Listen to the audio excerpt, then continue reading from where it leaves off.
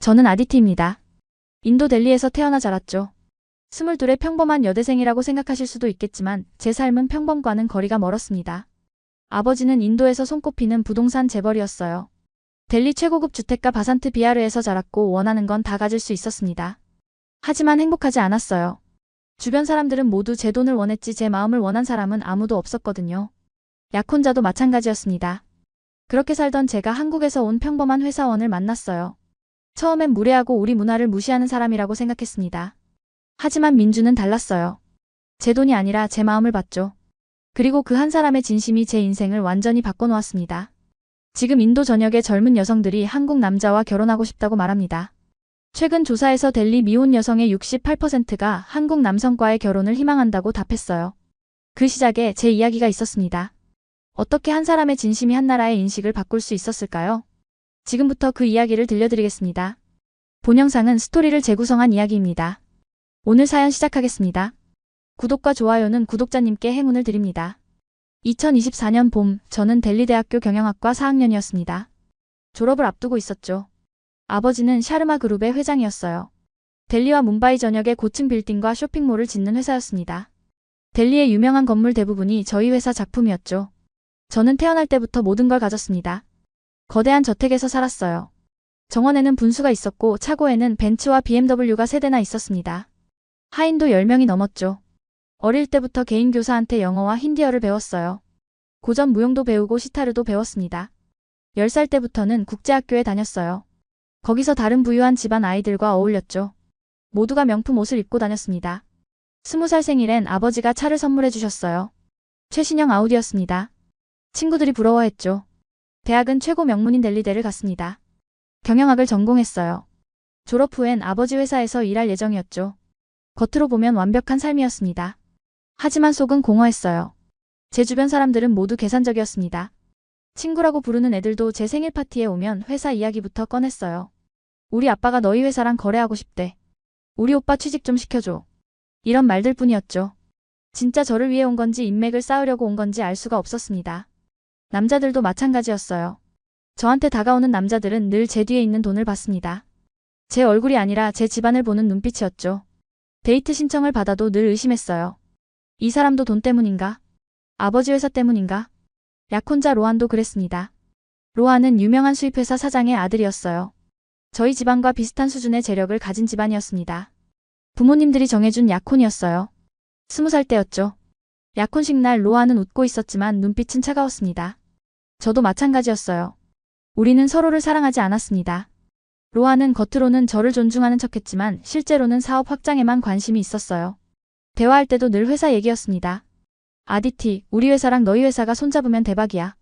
유럽 시장도 진출할 수 있어. 저는 그 말을 들으며 생각했어요. 나는 그저 거래 도구인가? 밤마다 큰 방에 혼자 앉아있곤 했습니다. 창밖으로 델리의 야경이 보였어요. 반짝이는 불빛들이 아름다웠지만 제 마음은 어두웠습니다. 모든 걸 가졌지만 아무것도 가지지 못한 기분이었죠. 그러던 어느 날이었습니다. 2024년 4월 15일 제 인생이 완전히 바뀌었습니다. 그날은 월요일이었어요. 아버지는 아침 일찍 회사로 가셨습니다. 중요한 미팅이 있다고 하셨죠. 저도 학교 수업이 있어서 나갔습니다. 오후 1시쯤이었을 거예요. 전화가 왔습니다. 어머니였어요. 목소리가 떨리고 있었습니다. 아디티야, 빨리 병원으로 와. 아버지가. 저는 심장이 멎는 것 같았어요. 뭐라고요? 무슨 일이에요? 어머니는 제대로 대답을 못하셨습니다. 그냥 빨리 오라고만 하셨죠. 저는 택시를 타고 병원으로 달려갔습니다. 응급실 앞에는 어머니가 서 계셨어요. 얼굴이 새하얘져 있었습니다. 어머니, 아버지는요? 어머니는 고개를 저으셨어요. 그리고 울기 시작하셨습니다. 의사가 나왔어요. 표정이 무거웠습니다. 유가족분이십니까? 네, 딸입니다. 의사가 조심스럽게 말했습니다. 유감입니다. 심근경색이었는데 이미 손을 쓸 수 없는 상태였습니다. 그 순간 세상이 멈춘 것 같았어요. 귀가 먹먹했고 다리에 힘이 풀렸습니다. 과로가 원인이라는 말이 어렴풋이 들렸죠. 저는 그대로 주저앉았습니다. 아버지가 돌아가셨다는 게 믿기지 않았어요. 장례식장에 수많은 사람들이 왔습니다. 정치인들, 사업가들, 유명인사들이 조의를 표했어요. 하지만 진심으로 아버지를 애도하는 사람은 거의 없었습니다. 대부분 형식적인 인사였죠. 몇몇은 장례식장 밖에서 회사 이야기를 했어요. 이제 샤르마 그룹 어떻게 되려나? 딸이 혼자 운영할 수 있을까? 후계 구도가 불안정하면 문제인데. 그런 말들이 제 귀에 들렸습니다. 저는 그때 깨달았어요. 이 사람들에게 아버지는 그냥 사업 파트너일 뿐이었다는 걸요. 장례식이 끝나고 일주일 뒤였습니다. 진짜 문제가 시작됐어요. 이사회가 열렸습니다. 저는 당연히 아버지의 지분을 물려받아 회사를 이끌 거라고 생각했어요. 하지만 일부 이사들이 반대했습니다. 한 이사가 말했어요. 아디티 양은 아직 22입니다. 경험도 부족하죠. 이런 큰 회사를 운영하기엔 어려워요. 다른 이사가 거들었습니다. 전문 경영인을 모셔오는 게 어떻겠습니까? 아니면 외부 투자자와 손잡는 것도 방법이고요. 저는 그들을 쳐다봤어요. 외부 투자자요. 그게 무슨 뜻인지 아시죠? 회사를 팔자는 거잖아요. 이사들은 고개를 돌렸습니다. 아무도 제 눈을 마주치지 않았어요. 더 충격적인 건 로안의 태도였습니다. 로안은 장례식 다음 날 저한테 찾아왔어요. 위로의 말을 하는 줄 알았습니다. 하지만 로안이 꺼낸 건 회사 합병 이야기였어요. 아디티, 이 기회에 우리 두 회사를 합치는 게 어때? 그러면 훨씬 안정적일 거야. 내 부담도 줄어들고. 저는 로안을 멍하니 쳐다봤습니다. 지금 뭐라고 한 거예요? 아버지가 돌아가신 지 며칠 안 됐는데 회사 이야기를 하는 거예요. 로안은 태연했어요. 아, 미안해. 하지만 현실적으로 생각해야지. 감정만으로는 회사 못 지켜. 저는 그 순간 모든 게 명확해졌습니다. 이 사람도 저를 사랑한 적이 없다는 걸요. 그냥 회사가 필요했던 겁니다. 그날 밤 저는 혼자 아버지 서재에 앉아 있었어요. 아버지 냄새가 아직 남아 있었습니다. 책상 위에 수첩이 하나 있었어요. 아버지가 쓰시던 거였습니다. 펼쳐봤어요. 마지막 페이지에 이런 글귀가 적혀 있었습니다. 사람은 지위가 아니라 책임감으로 증명된다. 저는 그 말을 보며 눈물이 났어요. 아버지, 저도 증명하고 싶어요. 제가 제대로 된 사람이라는 걸요. 그리고 제대로 된 사람을 찾고 싶어요. 진심을 가진 사람을 말이죠. 아버지가 돌아가신 후 한 달쯤 지났을 때였습니다. 저는 회사를 지키기 위해 새로운 사업 파트너를 찾고 있었어요. 이사들의 압박이 계속됐거든요. 실적을 내지 못하면 결국 외부 투자를 받아야 할 상황이었습니다. 샤르마 그룹의 한 사업부가 전통 인도 음식을 만들고 있었어요. 아버지가 생전에 특히 아끼시던 사업이었습니다. 전통 제조 방식을 보존하자는 취지였죠. 하지만 현실은 어려웠어요. 수출이 잘 되지 않아서 계속 적자였습니다. 이사들은 이 사업부를 정리하자고 했어요.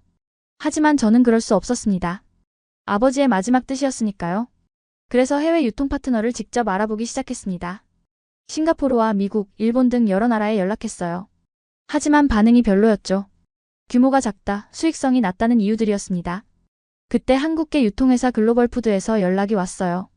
인도 전통식품에 관심이 있다는 내용이었습니다. 담당자가 보낸 이메일에는 이렇게 적혀 있었어요. 최근 한국에서 인도 문화에 대한 관심이 높아지고 있습니다. 전통식품 시장성이 있다고 판단됩니다. 미팅을 제안드립니다. 저는 바로 답장을 보냈습니다. 그리고 직접 미팅을 주선했어요. 미팅 날짜가 잡혔습니다. 5월 10일 오후 2시였어요. 저는 그날 아침부터 긴장했습니다. 옷도 여러 번 갈아입었어요. 너무 격식을 차리면 부담스러울 것 같고 너무 캐주얼하면 가벼워 보일 것 같았죠. 결국 인도 전통 자수가 들어간 정장을 입었습니다. 오후 2시 글로벌 푸드 측에서 3명이 왔어요. 팀장 1명과 과장 2명이었습니다. 그중 1명이 민준이었죠. 27살의 과장이었어요. 저는 처음 민준을 봤을 때 별 감흥이 없었습니다. 평범한 한국 회사원처럼 보였으니까요. 정장을 입고 있었지만 어딘가 어색했어요. 명품도 아니었고 격식도 별로 없어 보였습니다. 그냥 성실해 보이는 평범한 사람이었죠. 미팅이 시작됐습니다. 저는 먼저 회사 소개를 했어요. 힌디어와 영어를 섞어가며 설명했습니다. 샤르마 그룹의 역사, 전통식품 사업부의 취지, 제품 라인업 등을 이야기했죠. 그들은 고개를 끄덕이며 들었어요. 메모도 열심히 했습니다. 다음은 제품 시식 시간이었어요. 전통 방식으로 만든 난과 치즈, 그리고 향신료를 준비했습니다. 각각이 수백 년의 역사를 가진 제품들이었죠. 파니르라는 치즈도 있었어요. 만드는데 일주일이 걸립니다. 온도와 습도를 정확히 맞춰야 하죠. 조상들의 지혜가 담긴 음식입니다. 저는 하나하나 설명했어요. 이 나는 탄두르라는 전통 화덕에서 구운 겁니다.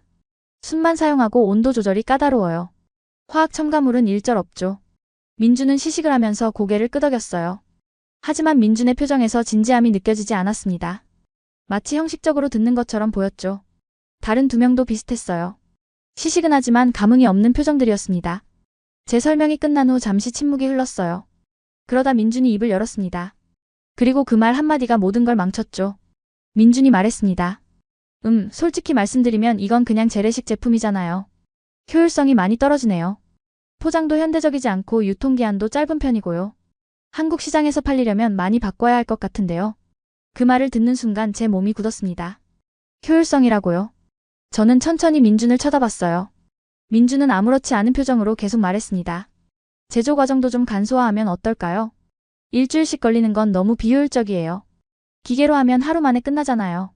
저는 그 말을 듣는 순간 피가 거꾸로 솟는 것 같았습니다. 수백 년 동안 이어져 온 우리 전통을 효율성으로 평가하다니요. 회의실의 공기가 차갑게 식는 게 느껴졌어요. 함께 온 다른 한국 직원들도 눈치를 챘는지 표정이 굳었습니다. 저는 최대한 침착하게 대답하려 했어요. 하지만 목소리가 차갑게 나왔습니다. 민준 과장님. 민준이 제 목소리 톤을 듣고 얼굴을 들었어요. 이건 단순한 상품이 아닙니다. 인도 사람들이 수세기 동안 만들어 온 음식이에요. 각각의 제조 과정에는 우리 조상들의 삶이 담겨 있죠. 사막을 건너며 살아온 지혜, 자연과 함께 사는 방법, 그 모든 게 이 음식 속에 있어요. 그걸 효율성으로만 판단하시는 건가요? 민준은 당황한 표정을 지었어요. 아, 그게 그런 뜻이 아니라. 저는 그냥 한국 시장 특성상. 저는 민준의 말을 끊었습니다. 한국 시장이요. 한국 시장은 전통을 이해하지 못하나요? 모든 걸 빠르고 싸게만 만들어야 하나요? 그럼 문화는 어디 갑니까? 회의실이 조용해졌어요. 민준의 동료들이 난처한 표정으로 서로를 쳐다봤습니다. 한 명이 조심스럽게 입을 열었어요. 사장님, 저희 과장이 말이 좀 서툴렀습니다. 의도는 그게 아니고요. 저는 손을 들어 막았습니다. 아니에요. 의도가 뭐든 결과는 같아요. 당신들은 우리 문화를 존중할 생각이 없어 보입니다. 저는 민준을 똑바로 쳐다봤어요. 과장님, 당신은 인도를 이해하려는 태도조차 없어 보이네요. 그냥 돈이 되는지 안 되는지만 따지시는 거죠. 우리 문화를 존중할 생각이 없으시다면 이 미팅은 여기서 끝내는 게 좋겠습니다. 저는 자리에서 일어났어요. 서류를 정리하며 비서에게 말했습니다. 손님들을 배웅해드려요. 동행했던 글로벌푸드의 다른 직원들이 황급히 사과했습니다. 사장님, 정말 죄송합니다. 다시 한번 기회를 주시면. 하지만 저는 듣고 싶지 않았어요. 이미 실망했으니까요. 문 앞에서 잠깐 멈춰섰습니다. 뒤돌아보지 않고 말했어요. 우리 음식은 상품이 아닙니다. 문화입니다. 그걸 이해하지 못하는 분들과는 일할 수 없어요. 회의실을 나오면서 손이 떨렸어요. 화가 났지만 동시에 슬펐습니다. 역시 아무도 이해하지 못하는구나.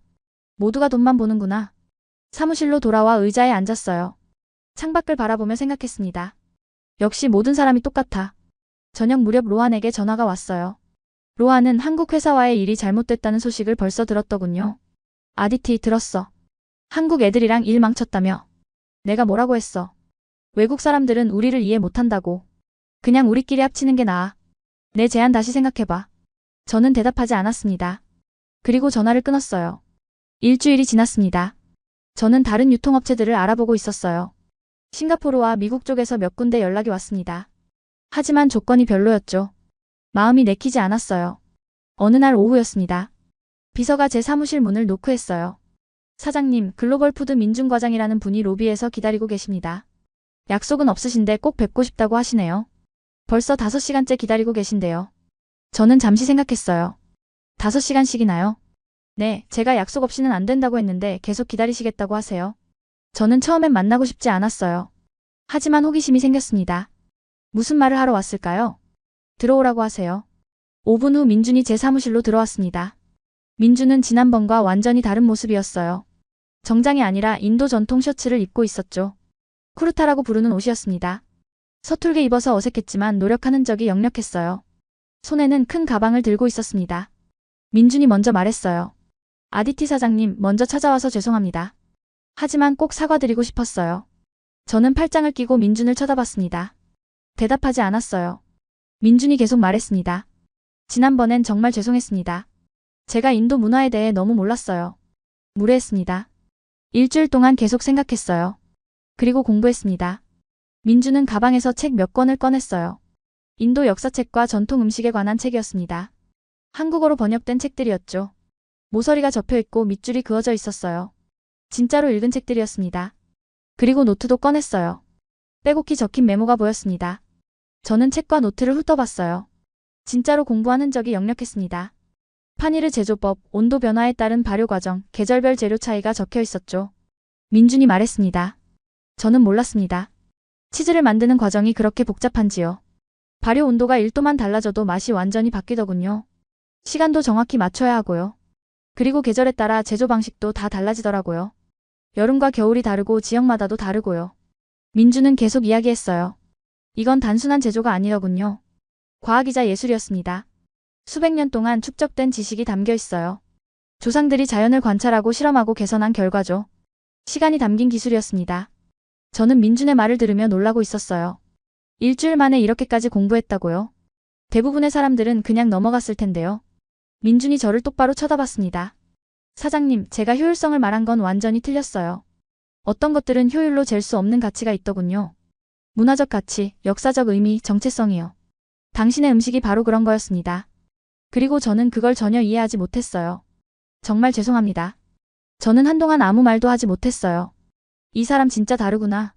처음으로 그런 생각이 들었습니다. 대부분의 사람들은 자기 실수를 인정하지 않아요. 변명하거나 회피하죠. 하지만 민주는 달랐습니다. 일주일 동안 공부하고 직접 찾아와서 진심으로 사과했어요. 저는 민준에게 다시 한번 기회를 주기로 했습니다. 하지만 이번엔 조건이 있었어요. 단순히 수입만 하는 게 아니라 인도 전통을 제대로 알리는 방식으로 해야 한다고 말이죠. 민준 과장님, 제 조건을 들어보세요. 한국에 우리 제품을 파는 거면 스토리를 함께 전해야 해요. 이게 어떻게 만들어지는지, 왜 이렇게 오래 걸리는지, 어떤 의미가 있는지요. 그걸 한국 사람들에게 알려줘야 합니다. 민주는 고개를 끄덕였어요. 당연합니다. 그래야 진짜 가치를 알 수 있죠. 그리고 한 가지 더 있어요. 당신이 직접 여기 와서 배워야 합니다. 공장도 가보고 장인도 만나보고요. 최소 2달은 필요할 거예요. 민주는 잠시 생각하더니 대답했습니다. 알겠습니다. 본사를 설득해 보겠습니다. 2주 후 민준이 다시 인도에 왔습니다. 이번엔 좋은 소식을 가지고 왔어요. 본사에서 승인이 떨어졌다고 했습니다. 사장님, 2달 파견받았습니다. 여기서 제대로 배우고 가겠습니다. 계약서를 작성하기 시작했어요. 하지만 주변 반응은 싸늘했습니다.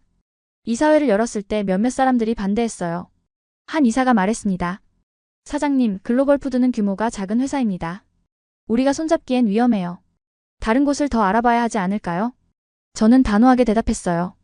규모가 중요한 게 아닙니다. 진심이 중요하죠. 민준 과장은 우리 문화를 진짜로 이해하려고 노력했어요. 그런 파트너가 필요합니다. 그래도 반대 의견이 많았어요. 결국 표결까지 갔습니다. 찬성 5반대 4로 간신히 통과했죠. 특히 로한이 심하게 반대했습니다. 그날 저녁 로한에게서 전화가 왔어요. 격한 목소리였습니다. 아디티, 너 정신 나갔어. 그 평범한 한국 남자 때문에 회사를 위험에 빠뜨리는 거야. 그 회사가 뭔데? 듣도 보도 못한 중소기업이잖아. 저는 차분하게 대답했습니다. 이건 제 결정이에요. 당신이 간섭할 일이 아니죠. 우리 약혼도 형식일 뿐이잖아요. 로한은 비웃었어요. 형식이든 뭐든 난 내 미래를 생각해서 하는 말이야. 나중에 후회하지 마. 그리고 전화를 끊었습니다. 민주는 2달 동안 정말 열심히 배웠습니다. 공장에도 직접 갔어요. 새벽에 일어나서 난 굽는 과정을 지켜봤습니다. 장인들이 일하는 곳도 방문했죠. 델리 구시가지의 작은 공방들을 다니며 하나하나 물어봤습니다. 한국어 통역을 대동하고 다니면서 메모했어요. 왜 이 온도에서 발효하나요? 왜 진흙 화덕을 쓰나요? 금속은 안 되나요? 할머니들이 대답했어요. 진흙이 숨을 쉬거든. 금속은 차가워서 안 돼.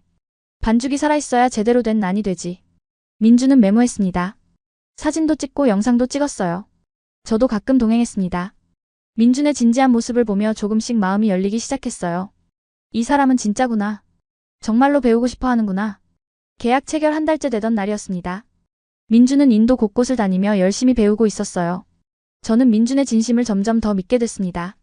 그런데 그날 저는 우연히 충격적인 사실을 알게 됐어요. 비서가 급하게 제 사무실로 들어왔습니다.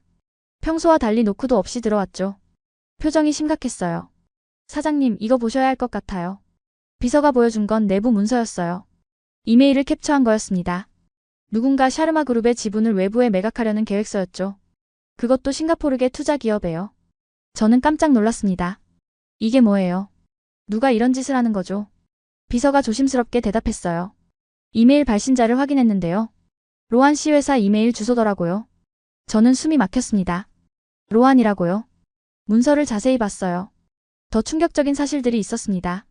이 계획은 오래전부터 준비됐더군요. 아버지가 돌아가신 직후부터였어요. 로한은 몰래 일부 이사들과 손을 잡고 있었습니다. 제가 회사 운영에 실패하길 기다렸던 거예요. 그러면 지분을 헐값에 사들이려는 계획이었죠. 메일 내용을 읽으며 온몸이 떨렸습니다. 아디티는 경험이 없어. 곧 실수할 거야. 그때 우리가 움직이면 돼. 회사를 넘겨받고 싱가포르 자본과 합치는 거지. 저는 당장 로한에게 전화를 걸었어요. 몇 번의 신호음 끝에 로한이 받았습니다. 무슨 일이야, 아디티? 저는 차갑게 말했습니다. 당신이 뭘 하려는지 다 알아요. 지금 당장 만나죠. 30분 후 제 사무실에서요. 전화를 끊었습니다. 기다리는 동안 계속 문서를 읽었어요. 읽을수록 화가 났습니다. 배신감이 밀려왔죠. 1시간 후 로한이 제 사무실에 왔어요. 예상외로 태어난 얼굴이었습니다. 뭐 급한 일이야? 나 바쁜데? 저는 문서를 로한 앞에 던졌어요. 이게 뭐죠? 설명 좀 해보세요. 로한은 문서를 보더니 어깨를 으쓱했습니다. 더 이상 숨기려 하지 않았어요. 오히려 당당했죠. 그래, 맞아. 내가 했어. 근데 그게 뭐 어때? 저는 믿을 수 없었어요. 뭐가 어때요? 이건 배신이잖아요. 로한이 비웃으며 말했습니다. 배신이라니. 우린 애초에 사랑한 적도 없잖아. 그냥 집안끼리 한 약속이었을 뿐이야. 비즈니스야, 비즈니스. 넌 경영을 모르잖아. 회사는 감정으로 하는 게 아니거든. 로한은 의자에 앉으며 계속 말했어요. 내 아버지도 결국 과로로 죽었어. 감정적으로 회사를 운영하다가 말이야. 전통 지키겠다고 적자 사업 붙들고 있었잖아. 그게 현명한 거야. 나는 다르게 하는 거야. 합리적으로. 저는 참을 수 없었어요. 당신이 합리적이라고요? 사람을 배신하는 게 합리적인가요? 아버지를 그렇게 말하는 게 합리적이고요. 로한이 코웃음을 쳤습니다. 넌 계속 그렇게 감정에 휘둘려. 그러다 회사 망하는 거야. 그 한국 남자도 마찬가지야. 그 평범한 회사원한테 이용당하면서 모르고 있어. 민주는 내 돈이 필요한 거야. 계약 따내려고 착한 척하는 거지. 저는 그 말에 더 화가 났어요. 민준 과장은 그런 사람 아니에요. 당신과는 다르다고요. 로한이 일어서며 말했습니다. 하, 웃기네. 넌 사람 보는 눈이 없어. 어쨌든 난 내 할 일 할 거야. 넌 곧 후회하게 될 거고. 저는 조용히 하지만 단호하게 말했습니다. 오늘부로 우리 약혼은 파기예요. 그리고 당신이 손잡은 이사들 전부 해임할 겁니다. 법적 조치도 취하겠어요. 로한과의 결별 소식은 빠르게 퍼졌습니다. 인도에서 유명한 집안들의 약혼 파기는 큰 뉴스였으니까요. 다음날 아침 포털 사이트 메인에 기사가 떴어요. 샤르마 그룹 후계자 약혼 전격 파기. 이유는 불화. 언론이 저를 쫓아다니기 시작했습니다. 회사 앞에 기자들이 진을 쳤어요. 집 앞에도 왔습니다. 인터뷰 요청이 하루에 수십 통씩 왔죠. 처음엔 모두 거절했어요. 말하고 싶지 않았습니다. 하지만 어느 순간 생각이 바뀌었어요. 기사들을 보니 왜곡된 내용이 많았거든요. 어떤 기사는 제가 한국 남자와 바람이 났다고 썼어요. 어떤 기사는 경영권 다툼 때문이라고 했죠. 어차피 이야기가 왜곡될 바엔 제가 직접 말하는 게 낫겠다고 생각했습니다. 저는 인도 최대 방송사 인디아TV와 인터뷰를 잡았어요. 신뢰할 수 있는 기자를 지정해서 말이죠. 인터뷰는 일주일 후로 잡혔습니다. 그 사이 저는 말할 내용을 정리했어요. 인터뷰 당일 스튜디오에 들어갔습니다. 생방송이었어요. 긴장됐지만 침착하게 말하기로 했죠. 기자가 첫 질문을 던졌습니다. 아디티 사장님, 로한 씨와의 약혼을 파기한 이유가 뭡니까? 저는 심호흡을 하고 대답했습니다. 로한은 저를 사랑한 적이 없었어요. 제 회사만 원했죠. 아버지가 돌아가신 직후부터 회사를 빼앗으려는 계획을 세우고 있었습니다. 저도 로한을 사랑하지 않았고요. 그냥 집안이 정해준 대로 따랐을 뿐이에요. 하지만 이제 그러고 싶지 않아요. 스튜디오가 조용해졌어요. 기자가 다시 물었습니다. 최근 한국 회사와 계약하신 것도 그와 관련이 있나요? 로한 씨가 반대했다는 얘기도 있던데요. 저는 고개를 끄덕였어요. 네, 관련이 있습니다. 한국에서 온 민준 과장은 달랐어요. 처음엔 실수도 했지만 일주일 동안 공부해서 다시 찾아왔죠. 2달 동안 인도 전역을 다니며 전통을 배우고 있습니다. 진심이 느껴졌어요. 그래서 신뢰하게 됐습니다. 기자가 또 물었어요. 많은 분들이 궁금해합니다. 민준 과장님과는 어떤 사이신가요? 저는 잠시 생각했습니다. 그리고 솔직하게 대답했어요. 아직 잘 모르겠어요. 하지만 한 가지는 확실합니다. 민준 과장은 진심을 가진 사람이에요. 제 인생에서 처음 만난 진짜 진심을 가진 사람입니다. 이 인터뷰가 방송된 후 반응이 뜨거웠어요. 시청률이 14%를 넘었습니다. 인도에선 높은 수치죠. 특히 젊은 여성들 사이에서 반응이 좋았어요. 온라인 커뮤니티에는 댓글이 수천 개씩 달렸습니다. 아디티 진짜 멋있다. 자기 인생 자기가 선택하는 거잖아. 로한 같은 남자들이 문제야. 돈만 보고 사람은 안 봐. 한국 남자 진짜 다르네. 문화를 존중하다니. 우리나라 남자들은 그런 거 안 하잖아. 일주일 후 인디아TV에서 특집 프로그램을 만들었어요. 제목은 인도 전통을 살리는 한국인이었습니다. 민준의 모습을 따라다니며 촬영한 다큐멘터리였죠. 공장에서 제조 과정을 배우는 장면, 장인들과 이야기하는 장면, 열심히 메모하는 장면들이 나왔어요. 이 프로그램 시청률도 높았습니다. 민주는 갑자기 유명인이 됐어요. 거리에서 사람들이 알아보기 시작했습니다. 젊은 여성들이 사진을 요청했죠. 민주는 당황스러워했어요. 저한테 전화를 걸어 물었습니다. 사장님, 이거 어떻게 해야 하죠? 길 가는데 사람들이 계속 쳐다봐요. 너무 부담스러운데요. 저는 웃으며 대답했습니다. 진심은 언젠가 알려지게 되어 있어요. 당신이 보여준 게 그거니까요. 사람들이 당신의 진심을 본 거예요. 2달의 파견 기간이 끝나갈 무렵이었습니다. 7월 중순이었죠. 민주는 이제 한국으로 돌아가야 했어요. 마지막 보고 미팅을 하는 날이었습니다. 저는 회의실에서 민준을 기다렸어요. 지난 2달이 주마등처럼 스쳐 지나갔습니다. 처음 만났을 때의 불쾌함, 2번째 만남에서의 놀라움, 그리고 점점 커지는 신뢰가요. 민준이 회의실 문을 열고 들어왔어요. 민준은 평소와 달리 긴장한 표정이었습니다. 손에 서류를 들고 있었지만 자꾸 만지작거렸죠. 앉으세요. 보고서 준비하셨죠? 민준이 앉았습니다. 하지만 보고를 시작하려는데 말을 꺼내기 힘들어하더군요. 입을 열었다가 다시 닫고 서류를 보다가 저를 쳐다보고요. 제가 먼저 물었습니다. 무슨 일 있어요? 편하게 말씀하세요. 민준이 서류를 내려놓았어요. 그리고 저를 똑바로 쳐다봤습니다. 사장님, 보고 전에 할 말이 있는데요. 이건 업무랑은 상관없는 얘기입니다. 저는 고개를 끄덕였어요. 말씀해보세요. 민준이 심호흡을 했습니다.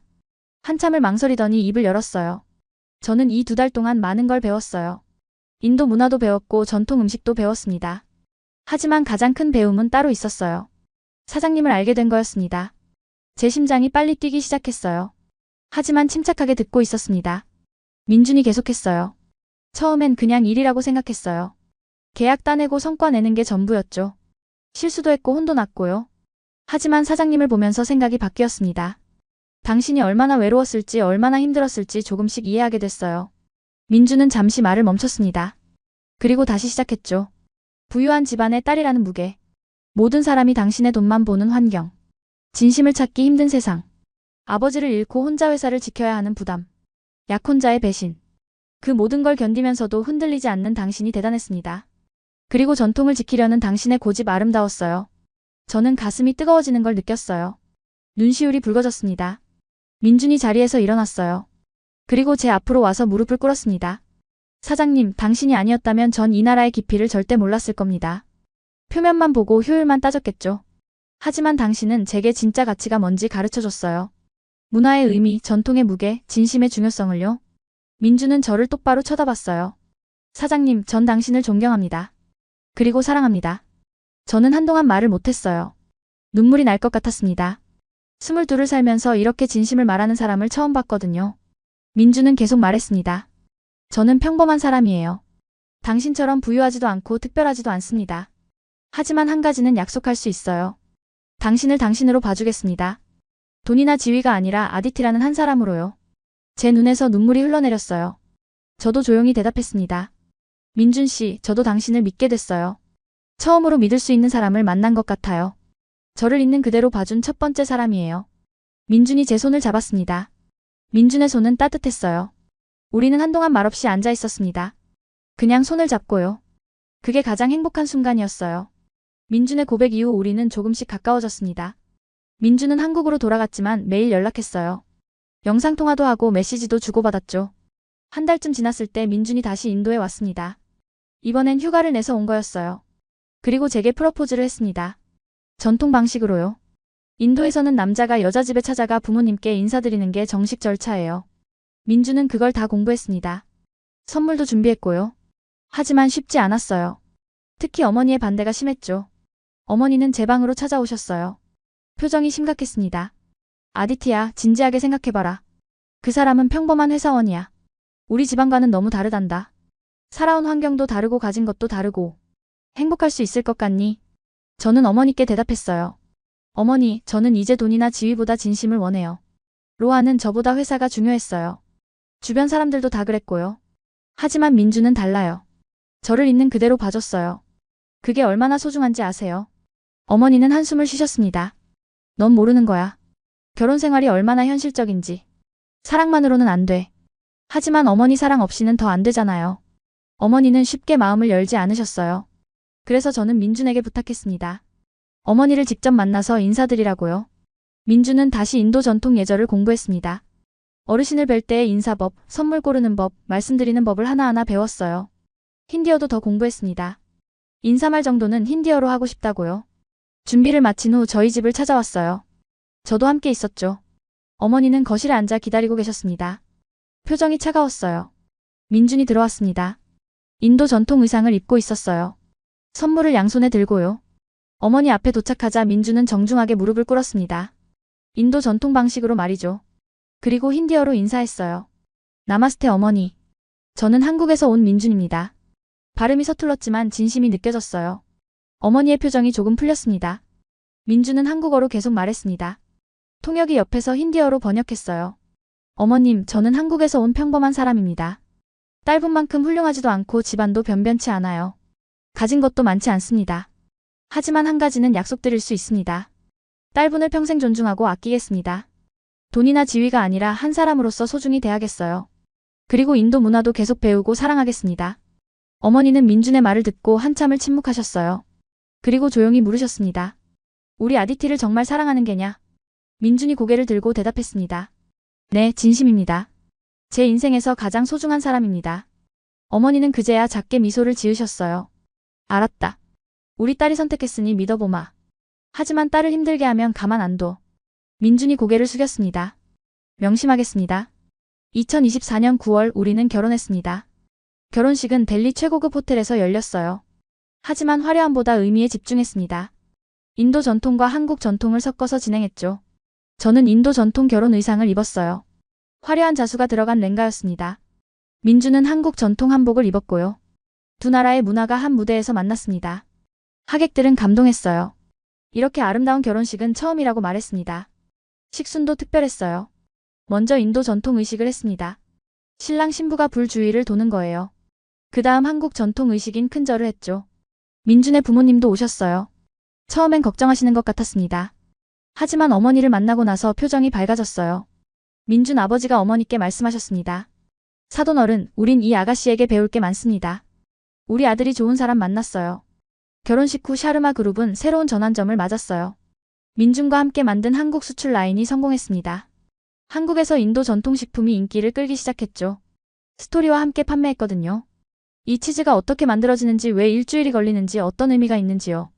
한국 사람들이 그 가치를 알아봐줬어요. 저희 결혼 이야기는 다큐멘터리로 제작됐습니다. 인도 국영방송 인디아 TV에서 만든 프로그램이었어요. 제목은 국경을 넘은 진심이었습니다. 1시간짜리 특집이었죠. 저희의 만남부터 갈등, 화해, 그리고 결혼까지의 과정을 담았어요. 방송 반응이 엄청났습니다. 시청률이 32%를 넘었어요. 인도 방송 역사상 손꼽히는 수치였죠. 온라인에선 더 뜨거웠습니다. 젊은 여성들이 댓글을 달았어요. 나도 저런 남자 만나고 싶다. 돈이 아니라 진심을 보는 사람. 아디티처럼 용기 있게 선택하고 싶어. 한국 남자들은 정말 다른 것 같아. 문화를 존중하고 진심으로 대하잖아. 우리나라 남자들도 배워야 해. 그게 바로 2024년 여름조사의 배경이었습니다. 인도 미혼 여성의 68%가 한국 남성과 결혼하고 싶다고 답한 이유죠. 단순한 한류가 아니었어요. 드라마나 음악이 아니라 진심과 존중, 그리고 책임감이었습니다. 한국 남자들이 여자를 어떻게 대하는지, 문화를 어떻게 존중하는지, 그걸 제 이야기를 통해 본 거예요. 저는 지금 행복합니다. 샤르마 그룹도 잘 운영하고 있어요. 민주는 한국 지사장이 됐습니다. 한국과 인도를 오가며 일하고 있죠. 전통식품 라인은 계속 성장하고 있어요. 이제 싱가포르와 말레이시아로도 수출합니다. 로아는 결국 사업에 실패했다고 들었어요. 그가 손잡았던 이사들도 모두 해임됐습니다. 어머니는 이제 민준을 친아들처럼 대하십니다. 가끔 제게 말씀하세요. 네가 잘 선택했구나. 저 사람은 진짜야. 엄마가 틀렸어. 민준의 부모님도 자주 인도에 오십니다. 이제 가족이 됐으니까요. 작년엔 같이 아그라 여행도 다녀왔어요. 저는 이 이야기를 통해 말하고 싶어요. 결혼은 조건이 아니라 마음이라고요. 국경도 계층도 돈도 중요하지 않습니다. 진심이 가장 중요해요. 저를 있는 그대로 봐준 민준. 제 돈이 아니라 제 마음을 본 사람. 제 지위가 아니라 제 문화를 존중한 사람. 그 한 사람의 진심이 제 인생을 바꿨습니다. 그리고 이제 인도 전역의 인식까지 바꾸고 있죠. 제 친구들도 달라졌어요. 예전엔 조건만 따지던 친구들이 이제 다르게 생각합니다. 진심이 중요하다고, 사람됨이 중요하다고 말해요. 어떤 친구는 저한테 말했어요. 너 보고 나도 생각이 바뀌었어. 이제 돈 많은 남자 말고 진심 있는 남자 찾을래? 사회 분위기도 조금씩 변하고 있어요. 여성들이 더 당당해졌습니다. 자기 선택을 존중받고 싶어 해요. 그리고 남자들도 변하고 있죠. 여자를 어떻게 대해야 하는지 배우고 있어요. 혹시 여러분도 진심을 찾고 계신가요? 주변 사람들의 시선이 두려우신가요? 저도 그랬어요. 부유한 집안의 딸이 평범한 회사원과 결혼한다고 하면 뭐라고 할까 걱정했죠. 하지만 용기를 냈습니다. 그리고 행복해졌어요. 결혼한 지 6개월이 지났을 때였습니다. 저는 임신 소식을 알게 됐어요. 병원에서 초음파를 보는데 눈물이 났습니다. 작은 심장이 뛰는 게 보였거든요. 민준에게 전화를 걸었어요. 그날 민준은 한국 출장 중이었습니다. 여보, 우리 아기 생겼어요. 민준은 전화기 너머로 울먹였습니다. 정말요? 정말이에요. 지금 당장 비행기 타고 갈게요. 민준은 다음날 아침 첫 비행기를 타고 왔어요. 공항에서 바로 병원으로 달려왔죠. 제 배를 쓰다듬으며 말했습니다. 우리 아가야, 아빠야. 잘 자라렴. 어머니도 기뻐하셨어요. 손주를 기다리셨거든요. 어머니는 제 손을 잡고 말씀하셨습니다. 아디티야, 네가 행복해 보여서 엄마도 행복하다. 민준 씨 잘 만난 거야. 임신 기간 동안 민준은 한국 출장을 최소화했습니다. 제 곁에 있고 싶다고요. 회사 일도 인도에서 할 수 있는 건 다 했어요. 새벽에 일어나 한국 본사와 화상회의를 하고 낮에는 제 곁에 있었습니다. 배가 불러올수록 민준은 더 조심스러웠어요. 제가 계단을 내려갈 때도 손을 잡아줬습니다. 무거운 건 절대 들지 못하게 했죠. 과일도 직접 깎아줬어요. 어느 날 저녁이었습니다. 저희는 거실에 앉아 있었어요. 민준이 제 배에 손을 얹고 말했습니다. 아가야, 아빠가 약속할게. 너한테는 엄마처럼 외롭지 않은 삶을 만들어줄게. 진심을 아는 사람으로 키울 거야. 저는 그 말을 듣고 울컥했어요. 이 사람 정말 제 마음을 이해하는구나. 2024년 11월 딸아이가 태어났습니다. 이름은 리아라고 지었어요. 힌디어로 우아함이라는 뜻입니다. 한국 이름도 지었죠. 리아요. 비슷한 발음으로 맞췄습니다. 리아를 처음 안았을 때의 기분을 잊을 수가 없어요. 작고 따뜻한 생명이었습니다. 이 아이는 저와 다르게 자랄 거예요. 진심을 아는 부모 밑에서 말이죠. 민주는 육아에 적극적이었습니다. 기저귀도 갈고 밤에 울면 재우고요. 한국 남자들이 다 이래요. 어머니가 놀라워하셨습니다. 우리 때는 남자들이 애 안 봤는데 요즘은 다르네. 회사도 계속 성장했습니다. 한국 수출이 성공하면서 다른 나라에서도 관심을 보였어요. 일본 바이어가 찾아왔습니다. 싱가포르에서도 연락이 왔죠. 저희는 신중하게 파트너를 골랐어요. 민준이 가르쳐준 기준이 있었습니다. 돈만 보는 사람이 아니라 문화를 존중하는 사람. 그런 파트너들과만 일했죠. 샤르마 그룹은 이제 인도 전통 브랜드의 상징이 됐어요. 젊은 직원들도 많이 뽑았습니다. 그들에게 항상 말했어요. 우리 일은 단순히 돈 버는 게 아니에요. 문화를 지키는 거예요. 조상들의 지혜를 다음 세대에 전하는 거죠. 직원들은 자부심을 가지고 일했습니다. 어느 날 한 젊은 직원이 제게 말했어요. 사장님, 저도 결혼했어요. 한국 남자랑요. 사장님 이야기를 듣고 용기가 났습니다. 저는 그 직원을 축하해줬어요. 행복하게 사세요. 진심이 제일 중요해요. 인도 사회도 변하고 있었습니다. 국제 결혼에 대한 인식이 달라졌어요. 예전엔 외국 남자와 결혼하면 이상하게 봤습니다. 하지만 이제는 달랐죠. 특히 한국 남자와의 결혼은 긍정적으로 받아들여졌어요. 한국 남자들이 가정적이고 책임감 있다는 인식이 퍼졌습니다. 실제로 한국 남자와 결혼하는 인도 여성이 늘었어요. 정부 통계를 보니 2년 새 2배가 됐더군요. 언론에서 저를 인터뷰하러 왔습니다. 이 현상에 대해 어떻게 생각하냐고요? 저는 조심스럽게 대답했어요. 저는 한국 남자가 무조건 좋다고 말하는 게 아니에요. 중요한 건 진심입니다. 어느 나라 사람이든 진심을 가진 사람을 만나야 해요. 다만 제 경험상 민주는 진심을 가진 사람이었고 그가 한국 남자였을 뿐이죠. 하지만 솔직히 말하면 한국 남자들에게 배울 점이 있는 것 같아요. 여자를 존중하는 태도, 가사를 함께하는 모습, 아이를 같이 키우는 책임감이요. 그런 게 중요하다고 생각합니다. 그 인터뷰도 화제가 됐어요. 온라인에서 토론이 벌어졌습니다. 인도 남자들도 변해야 한다는 의견이 많았어요. 실제로 변화가 일어났습니다. 젊은 남자들이 달라지기 시작했어요. 여자친구한테 더 잘하고 데이트할 때 배려하고 결혼하면 집안일을 함께 했습니다. 리아가 돌이 됐을 때 일이에요. 저희는 가족 여행을 갔습니다. 자이푸르로요. 전통 공방들을 돌아보는 여행이었어요. 리아는 화려한 궁전을 보며 좋아했습니다. 저녁에 호텔방에 앉아 있었어요. 민준이 리아를 안고 있었습니다. 제 옆에 앉아서요. 민준이 말했어요. 여보, 고마워요. 나한테 이런 삶을 선물해줘서. 저는 고개를 저었습니다. 제가 고마운 거예요. 당신이 제게 진심을 알려줘서요. 우리는 창밖을 보며 앉아 있었어요. 자이프루의 밤하늘은 정말 아름답습니다. 별이 쏟아질 것처럼 많아요. 리아가 하늘을 가리키며 물었습니다. 엄마, 저게 뭐예요? 별이야, 아가. 예쁘지? 리아가 고개를 끄덕였어요. 응, 예뻐요. 저는 생각했습니다. 이 아이는 행복하게 자랄 거예요. 진심을 아는 부모 밑에서 두 나라의 문화를 배우면서 사랑받으며 자랄 겁니다. 그리고 나중에 이 아이도 누군가를 진심으로 사랑하겠죠. 지금은 2024년 말입니다. 결혼한 지 1년이 조금 넘었어요. 저는 여전히 행복합니다. 물론 완벽하지는 않아요. 가끔 민준과 다투기도 합니다. 문화 차이 때문에 오해가 생기기도 하죠. 하지만 중요한 건 서로 이해하려 노력한다는 거예요. 진심으로 대화하고 존중하고 함께 해결합니다. 저는 이제 알아요. 행복은 조건에서 오는 게 아니라는 걸요. 돈이 많다고 지위가 높다고 외모가 뛰어나다고 행복한 게 아닙니다. 진심을 나눌 수 있는 사람이 있을 때 행복한 거예요. 서로를 있는 그대로 받아들이고 존중하고 사랑할 때 행복합니다. 가끔 젊은 여성들이 제게 조언을 구하러 옵니다. 결혼에 대해 연애에 대해 묻죠. 저는 항상 같은 대답을 해요. 조건이 아니라 마음을 보세요. 그 사람이 당신을 어떻게 대하는지 보세요. 당신의 돈을 보나요? 아니면 당신의 마음을 보나요? 당신의 지위를 보나요? 아니면 당신이라는 사람을 보나요? 그게 제일 중요해요. 어제 민준이 저한테 물었습니다. 여보, 후회하지 않아요. 나랑 결혼한 거. 저는 웃으며 대답했어요. 당신이 제 인생 최고의 선택이에요. 단 한 번도 후회한 적 없어요. 민준이 저를 꼭 안았습니다. 나도 그래요. 당신이 내 인생 최고의 선물이에요. 우리는 한참을 안고 있었어요. 리아가 우리를 보며 웃었습니다. 엄마, 아빠 사랑해요. 우리도 사랑해, 아가. 이게 제 이야기입니다.